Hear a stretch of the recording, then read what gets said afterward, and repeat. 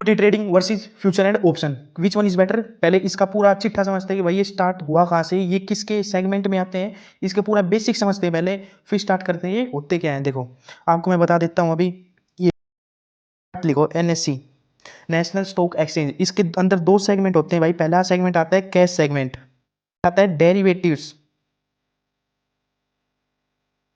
Second is derivatives. Derivative इसके अंदर cash segment के अंदर आता है इक्विटी,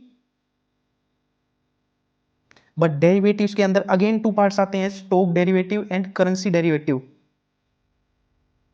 एंड करेंसी डेरिवेटिव। और करेंसी डेरिवेटिव के अंदर कुछ नहीं आता है, और स्टॉक डेरिवेटिव के अंदर आता है फ्यूचर एंड ऑप्शन, जिसको हम पढ़ने वाले हैं। देखो इन दो चीजों को, equity and future and option को हम डिटेल वाइज पढ़ने वाले हैं। देखो ट्रेडिंग के भी दो मेथड होते हैं भाई, दो मेथड होते हैं भाई ट्रेडिंग के भी। दो मेथड कौन कौन से होते हैं भाई? एक तो डे ट्रेडिंग होती है, एक पोजिशनल ट्रेडिंग होती है। देखो मैं आपको लिख के दिखा देता हूँ। एक तो डे ट्रेडिंग हो गई भाई, एक पोजिशनल ट्रेडिंग हो भाई,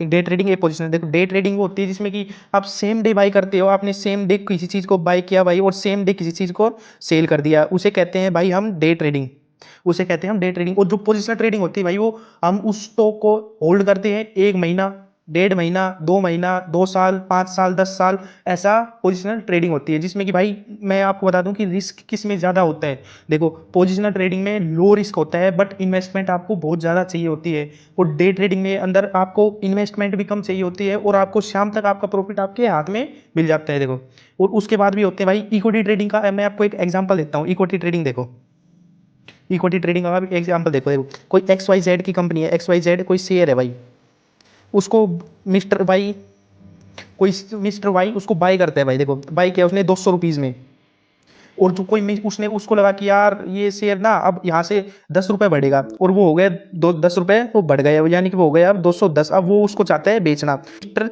जेड नाम का कोई बंदा उसी स्टॉक को खरीदना चाहता है, यानी कि हम बेचना चाहते हैं उस स्टॉक को और वो खरीदना चाहता है। हम इस इंटेंशन से बेचना चाहते हैं कि वो स्टॉक 210 के ऊपर नहीं जाएगा, और कोई अगला वो इस इंटेंशन से खरीद रहा है कि ये स्टॉक 210 के ऊपर भी जाएगा, तो हमने उसको सेल कर दिया 210 में। अब उसको लगता है कि 210 से ऊपर जाएगा, हमें लगता है कि 210 से नीचे आएगा, तो हमें प्रॉफिट कितना हो गया? 10 रुपीज़ का। तो यही होता है भाई इक्विटी, इसी को कहते हैं भाई इक्विटी, इसी को हम कहते हैं इक्विटी। इक्विटी के बाद आता है भाई F, future and options. Future and option भाई बहुत रिस्की है। आप अगर इसको परस्यू करते हो एज ए करियर, तो आप बहुत बड़े रिस्क में भी हो और भाई प्रॉफिट में भी हो सकते हो। As your wish you can start anything. And आप देख सकते हो एफएनओ, एफएनओ को भी मैं एग्जांपल देता हूँ। जैसे कि कोई भाई एसबीआई का जो शेयर है, कोई एसबीआई का शेयर है, वो एसबीआई का शेयर है, मान लो कि 200 रुपीज़ का शेयर है, 200 रुपीज़ का शेयर आपने बाई कर लिया, और आप अगर उसको फ्यूचर, अब पहले तो हम समझते हैं फ्यूचर के बारे में। देखो 200 रुपीज़ का शेयर उसको बाई कर लिया, और वो मान लो कि मिस्टर एक्स ने बाई किया है, और मिस्टर वाई, आप उसको मिस्टर वाई को बेचना चाहते हैं 180 रुपीज़ में। आप उस मिस्टर वाई को बेचना चाहते हैं 180 रुपीज़ में। क्यों? क्योंकि आपको लगता है कि यार ये जाएगा 160, और उस वो आप कहते हो कि इसको 180 रुपीज़ में मैं फ्यूचर के लिए बेच देता हूँ मिस्टर वाई को।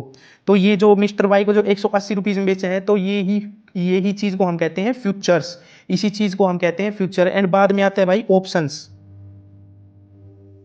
भाई ऑप्शंस क्या होते हैं? मान लो अगर आपने, जैसे पिछला एग्जांपल लेते हैं, यहाँ पर आपने 180 रुपीज़ पे उसको सेल आउट कर दिया, और मान लो कोई ऑप्शन है भाई, उसको टोकन मनी दे देते हैं, यानी कि मिस्टर वाई ने टोकन मनी दे दिया 20 रुपीज़ का कि आप ये शेयर किसी और को मत बेचना, आप ये शेयर मुझे बेचना।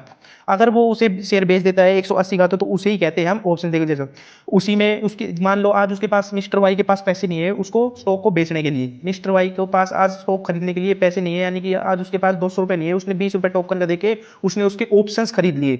मान लो फ्यूचर में उसके पास पैसे आए, तो वो पूरा पैसा लेके उस चीज़ को खरीद सकता है, उसके टोकन के रूप में पैसे दिए हैं, और वह उसे 200 में बेचेगा। यानी कि आप समझ सकते हो कि इक्विटी क्या है। देखो आपको मैं ये पूरा चार्ट दिखा देता हूँ। एफएनओ क्या है? एनएससी, कैश सेगमेंट और डेरिवेटिव सेगमेंट, इसके दो सेगमेंट होते हैं। कैश सेगमेंट में आता है इक्विटी, इक्विटी के बाद भाई डेरिवेटिव, डेरिवेटिव के अंदर आता है स्टॉक एंड करेंसी, करेंसी के अंदर आता है, करेंसी के अंदर कुछ नहीं आता, स्टॉक के अंदर आता है FNO, FNO future and option. मान लो भाई क्या कहेगा, इसके भी दो मेथड होते हैं भाई, day trading, positional trading. Day trading के अंदर आपको सेम डे बाय करना होता है और सेम डे सेल करना होता है, और पोजिशनल ट्रेडिंग होती है भाई जिसमें आप स्टॉक को लॉन्ग टर्म के लिए होल्ड करके रखते हो।